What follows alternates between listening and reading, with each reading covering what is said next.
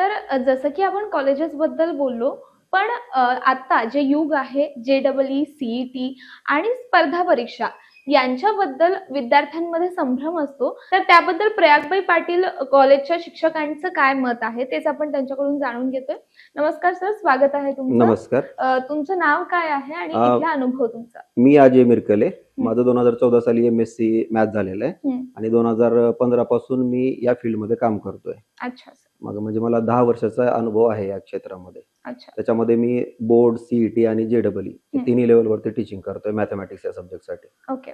तर मग मला सांगा सर, लातूरमध्ये महाराष्ट्राच्या कानाकोपऱ्यातून विद्यार्थी येतात जे-डबल-ई, सी-ई-टी असू दे किंवा हो. नीटसाठी. हो. तर मग नेमकं आणि काही वेळेस असं होतं की बोर्डचा सिलेबस कुठेतरी मागे पडतो. बरोबर. आता मी विद्यार्थ्यांशी तुमच्या संवाद साधला त्यावेळी त्यांनी सांगितलं की आम्हाला कुठे ट्युशन लावायची गरज नाहीये. बरोबर. तर एक्झॅक्टली. मग नेमकी पद्धत काय आहे इथली शिकवण्याची आणि दोन्हीचा बॅलन्स कसा साधला जातो?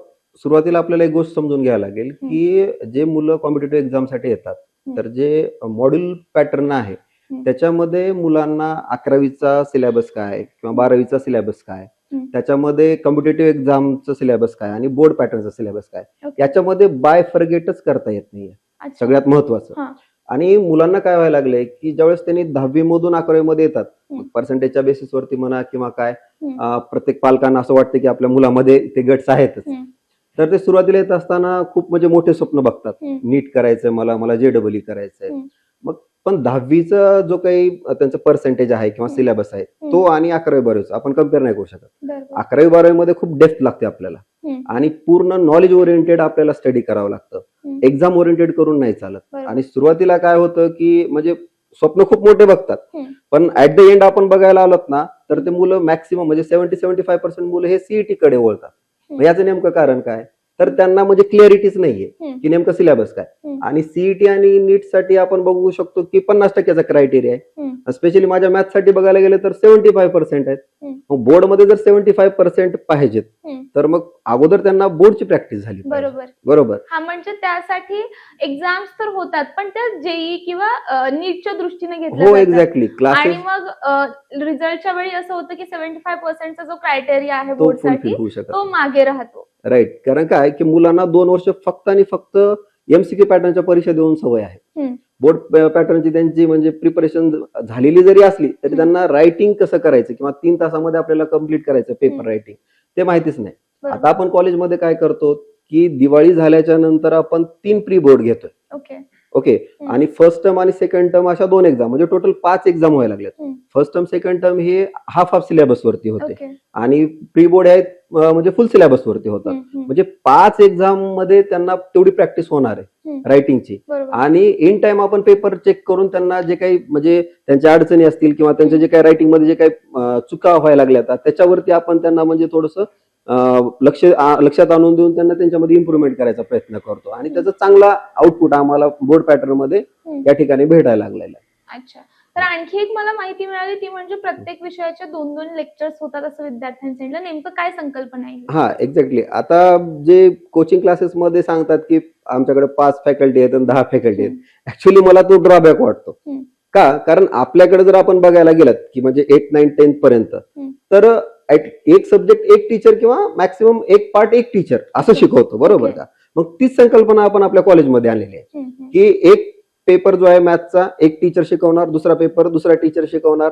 त्याच्यामुळे काय होतं की त्या शिक्षकासोबत विद्यार्थ्याची बॉन्डिंग जी आहे ती जी अटॅचमेंट आहे किंवा जी ट्युनिंग मॅच होते असं म्हणतो आपण ते होते आणि त्याच्यामुळं विद्यार्थ्यांचा आणि शिक्षकाचं जे काही कन्व्हर्सेशन होते किंवा विद्यार्थ्यांना जी शिक्षकाप्रती जी काही एक भीती असते, अधोयुक्त भीती, ती कमी होऊन आपण काय करतो की मुलं डाऊट विचारण्यासाठी शिक्षकापर्यंत यावेत हे त्याच्या पाठीमागचा मेन उद्देश आहे. आणि ते मुलं बोलके व्हावेत आणि कुठेही अडचण आली तर त्यांनी बिनधास्तपणे ते कॉन्फिडेंटली त्यांनी शिक्षकांना विचारलं पाहिजे जेणेकरून त्यांचे डाऊट्स क्लिअर झाले पाहिजेत.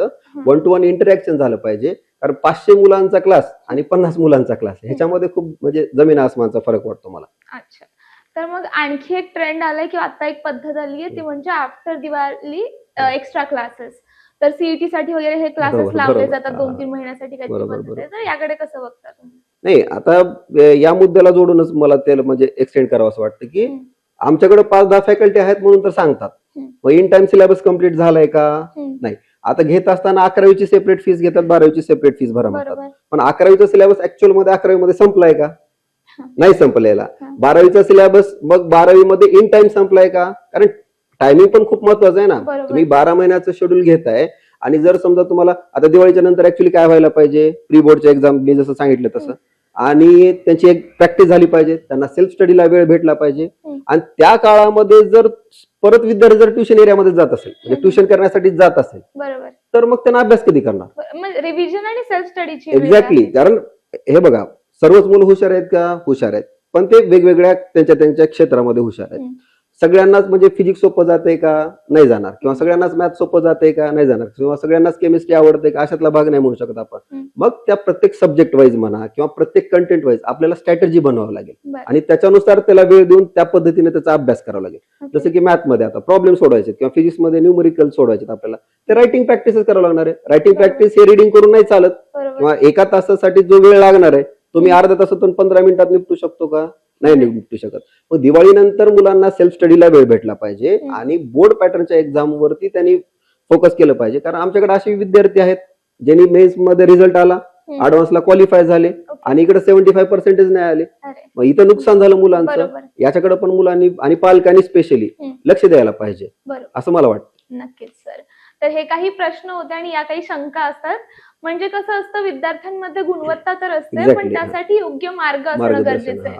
आणि लातूरमध्ये तर खूप सारे ऑप्शन्स आहेत, त्यामुळे कन्फ्युजन जास्त वाढतं. हा, तर तेच काही प्रश्न होते आणि ते मला वाटतं या चर्चेच्या माध्यमातून सोडवले गेले असतील, शंका दूर झाल्या असतील. आजच्यासाठी ही चर्चा इथंच थांबवते आणि तुम्हाला शुभेच्छा. थँक्यू. Thank you madam.